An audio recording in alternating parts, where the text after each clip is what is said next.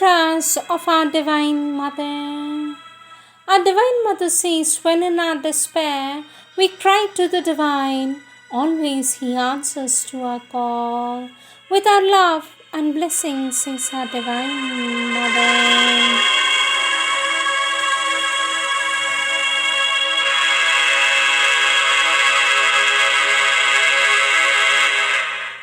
Words of our Lord Sri Aurobindo from the collective works of our Lord Sri Aurobindo, Volume 31, Book Letters on Yoga, Volume 4, Chapter Interactions with Others and the Practice of Integral Yoga, page 337, subtopic Limiting Contacts with Others. Our Lord Sri Aurobindo says it is certainly a great help to be able to limit one's contacts, provided it is not carried too far. I must note, however, that even with limited contacts, undesirable waves can get in. It is a measure of precaution that must be noted, but does not make you absolutely safe. On the other hand, complete withdrawal carries one to another extreme and has its own dangers. The complete safety from stuff distracting, disturbing, externalizing, etc., can only come from a growth of consciousness within. In the interim, absorption and limitation of contacts like that can be helpful measure if used in a judicious way. One has to go inside the inner being, and one can minimize contacts if necessary, not as an absolute rule, provided there is a real living in the inner being and sufficient contact with outside things not to lose one's hold of practical realities. But if there is an isolation which brings depression, inertia, unhappiness, gloom, or else morbidity of any kind, then it is evident that the retirement is not wholesome. The avoiding of contacts does not by itself bring the fundamental immunity. It is only a change of that part of the consciousness that can do it. But it may be advisable to minimize the contacts that strongly brings the trouble so long as the change is not there. It is not certain that a long retirement brings about the change of the subconscious. The long retirement of the sannyasin is part preparation of a retirement from life altogether. It is different in our integral yoga, which wants to change but not reject life. Our Lord Sri Aurobindo says, it is true that one has to try to keep the inner condition under all circumstances, even the most adverse, but that does not mean that one has to accept unnecessarily unfavorable conditions when there is no good reason for their being allowed to go on. Especially the nervous system and the physical cannot bear an excessive strain, as well as the mind and higher vital. Your fatigue came from the strain of living in one consciousness and at the same time exposing yourself too much to prolonged contacts from the ordinary consciousness. A certain amount of self-defense is necessary so that the consciousness may not be pulled down or out constantly into the ordinary atmosphere, or the physical strained by being forced into activities that have become foreign to you. Those who practice integral yoga often seek refuge in solitude from these difficulties.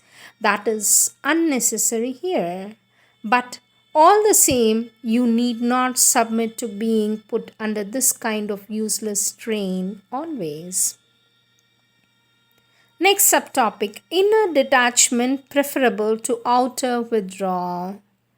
Our Lord Sri Aurobindo says, inner withdrawal is always much better than physical withdrawal. I say that all no vital relations with anyone is magnificent if you can do it, but can't you see that it is the inward change that is wanted? The inward plunge? These dramatic outward breaks lead only to new joinings. Neither you nor anyone can keep it up. If there comes a strong ingoing movement, then it is another matter. That of itself would make it possible to readjust the relations or to withdraw if necessary. But splashing about the surface will it lead it to anything? It doesn't look like it. It is not a physical retirement that is needed, but an inner detachment from the mental formations and vital desires.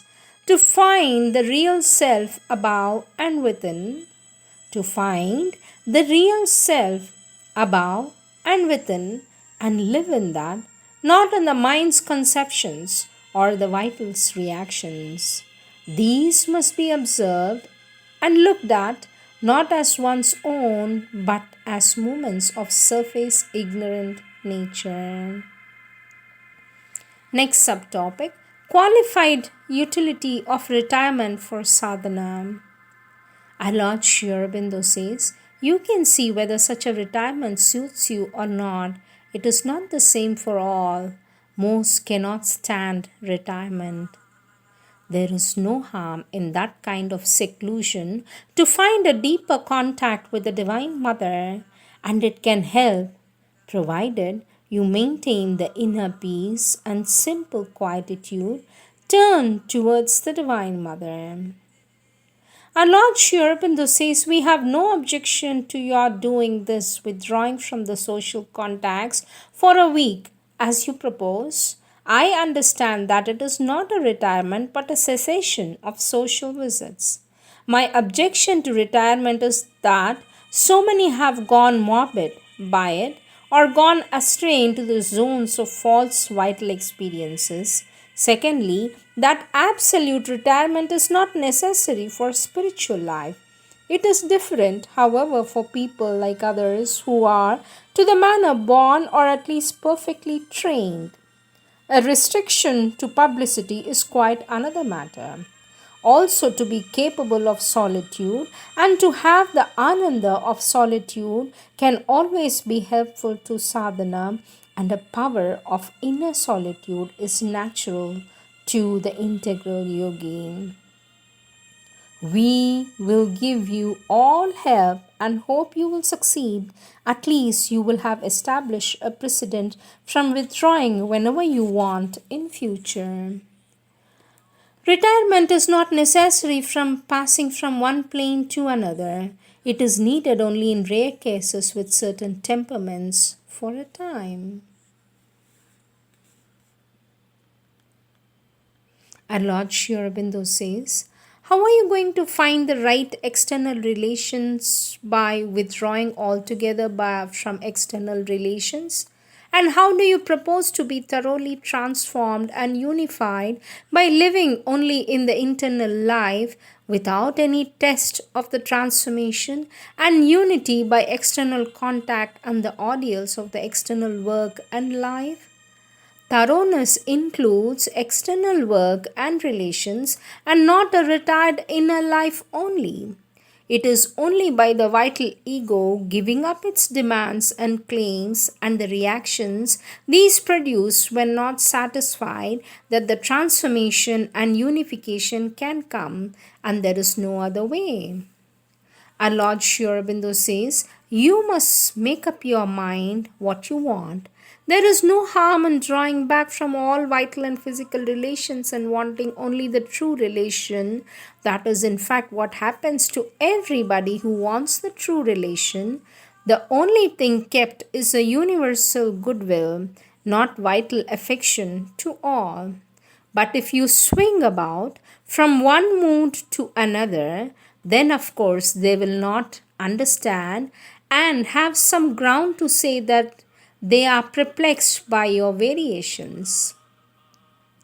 This matter of touching and caressing is one on which you ought to take a firm and unvarying stand.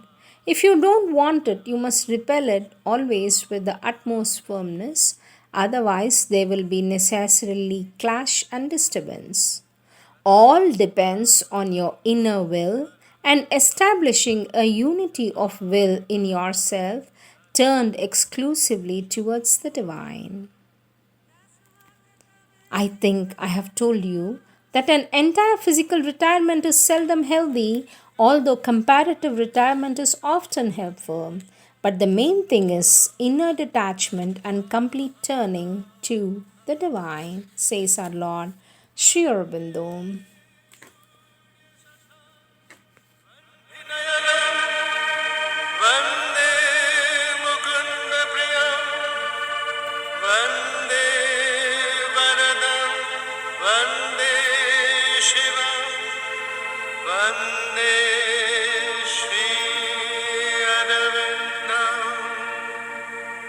तस्मात् मम शरणं तस्मात् मम शरणं मीरा मम शरणं. Next topic from page 344, Relations in Ordinary Life. Our Lord Sri Aurobindo says the best way to prepare oneself for the spiritual life when one has to live in the ordinary occupations and surroundings is to cultivate an entire equality and detachment and the samatha of the Gita with the faith that the divine is there and the divine will at work in all things, even though at present under the conditions of a world of ignorance. Beyond this are the light and ananda towards which life is working. But the best way for the advent and foundation in the individual being and nature is to grow in this spiritual equality. That would also solve your difficulty about things unpleasant and disagreeable. All unpleasantness should be faced with the spirit of samatha. Our Lord Sri Aurobindo says, when one is living in the world, one cannot do as in an ashram. One has to mix with others and keep up outwardly at least ordinary relations with them. The important thing is to keep the inner consciousness open to the divine and grow in it. As one does that, more or less rapidly, according to the inner intensity of the sadhana, the attitude towards others will change. All will be seen more and more in the divine, and the feeling, action, etc., will more and more be determined not by the old external reactions but by the growing consciousness within you. The difficulties which you experience from relatives and others is always one that intervenes as an obstacle when one has to practice the sadhana in ordinary or unfavorable surroundings. The only way to escape from it is to be able to live in oneself, in one's inner being, which becomes possible when the responsiveness and luminosity of which you speak increase and become normal, for then you are constantly aware of your inner being and even live in it. The outer becomes an instrument, a means of communication and action in the outer world. It is then possible to make the relations with people outside free from any tie or relation or necessary reaction. One can determine from within one's own reaction or absence of reaction. There is a fundamental liberation from the external nexuses, of course, if one wills it to be so. Our Lord Sri Aurobindo says, the life of the samsara is in its nature a field of unrest. To go through it in the right way, One has to offer one's life and actions to the divine and pray for the peace of the divine within. When the mind becomes quiet, one can feel the Divine Mother supporting the life and put everything into her hands. In her condition, the one thing by which she can enter into the sadhana of yours is to remember the Divine Mother always, taking her difficulties and ordeals to be passed through, to pray constantly and seek the divine help and protection, and ask for the opening of your heart and consciousness to the supporting divine presence, says our Lord Sri Aurobindo.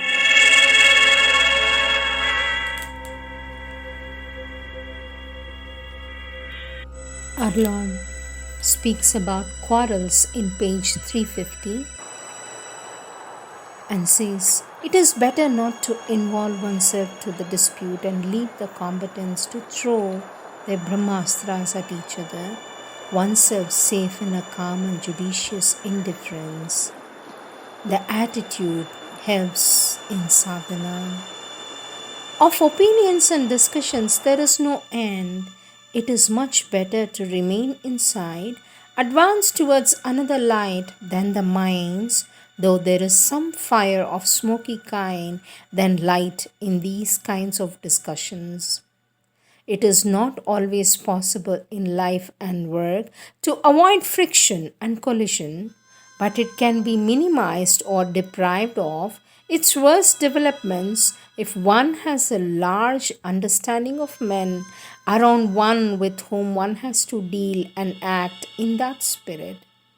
If, on the other hand, one sticks to one's position, done without regard from the standpoint of others, that creates resistance and friction." And Lord Sri Aurobindo talks about fault finding and criticism in page 351 and says, "There is no harm in seeing and observing everyone's behavior if it is done with sympathy and impartiality. It is the tendency unnecessarily to criticize, find fault, condemn others which creates a bad atmosphere both for oneself and others." And why this harshness and cocksure condemnation? Has not each man his own faults? Why should he be so eager to find fault with others and condemn them? Something one has to judge, but it should not be judged hastily or in a censorious spirit. Our Lord Sri Aurobindo says, "Men are always more able to criticize sharply the work of others and tell them how to do things or what not to do than skillful to avoid the same mistakes themselves. Often, indeed, one sees easily in others faults which are there in oneself, but which one fails to see. These and other defects, such as the last you mention, are common to human nature and few escape them. The human mind is not really conscious of itself. That is why in integral yoga one has to look always and see what is in oneself and become more and more conscious. In ordinary life, people always judge wrongly because they judge by mental standards and generally by conventional standards. The human mind is an instrument not of truth but of ignorance and error. Do not dwell too much on the defects of others, it is not helpful. Keep always quiet and peace in the attitude. It is the petty ego in each that likes to discover and talk about the real or the unreal defects of others, but it does not matter whether they are real or unreal. The ego has no right to judge them because it has not the right view or the right spirit. It is only in calm, disinterestedness, dispassionate, all compassionate, and all loving spirit that can judge and see rightly the strength and weakness in each being. Yes, all that is true. The lower vital takes a mean and petty pleasure in picking up the faults of others, and thereby one hampers both one's own progress and that of the subject of criticism. If you find fault with anybody, that fault is likely to increase in that person and to come also into you. It is true that the habit of gossip and fault finding with others does interfere because it brings down the consciousness from the higher level to a lower level. But I do not think a retirement, such as you propose, is a way to cure it. It would only be suspended, and the tendency comes up again when you resume free with others. It is on the field itself that it has to be first observed, then cured by detachment from it and rejection of when it comes. A partial detachment may be helpful for concentration, but not for these things. The only cure is the descent of a higher consciousness to replace the present imperfect nature of man. Besides, even sometimes a malignant criticism can be helpful by some aspect if one can look at it without being affected by the unfairness. Praise and blame may have the effect on human nature, but it is more sensitive and almost anything else more than even than to real benefit or injury unless equanimity has been established, or else there is so entire a confidence and happy dependence upon someone that both praise and blame are helpful to the nature. Our Lord Sri Aurobindo says there are some men who, even without yoga, without doing any integral yoga, have a balanced mind that they take and adjust praise and calm and remain calm and blame calmly for their worth, and they are extremely rare human beings. But that is extremely rare, says our Lord Sri Aurobindo.